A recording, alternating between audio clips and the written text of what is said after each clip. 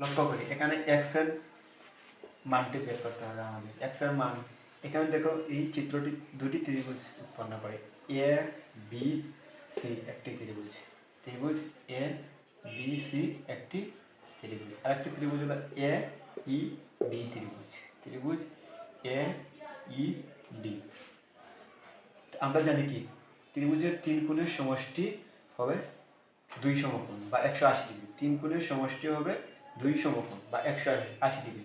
তাহলে এখানে কোণ সি কিভাবে বের করব? সি বের করার জন্য আমরা 180 মাইনাস 64 মাইনাস 30, 64 আর 30 ডিগ্রি বাদ দিলেই আমাদের কোণ সি এর মান বের হয়ে যাবে। তো এখানে হবে 180 মাইনাস 64 আর 30 যোগ করলে হবে 94। এখান থেকে আমরা 94 বাদ দিই, 180 থেকে 94 বাদ দিলে কত হবে? 6 আর 80, 86 ডিগ্রি। তাহলে কোণ সি এর মান হবে 86 ডিগ্রি। ঠিক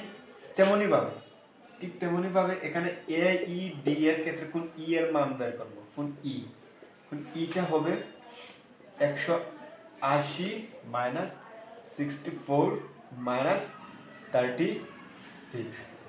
এখান থেকে 180, 64 আর 36 যোগ করলে হবে 100, 180 থেকে 100 বিয়োগ করলে হবে আমাদের 80 ডিগ্রি, 180 থেকে 100 বিয়োগ করলে হবে 80 ডিগ্রি। তাহলে এখানে কোণ ই এর মান হবে 80 ডিগ্রি।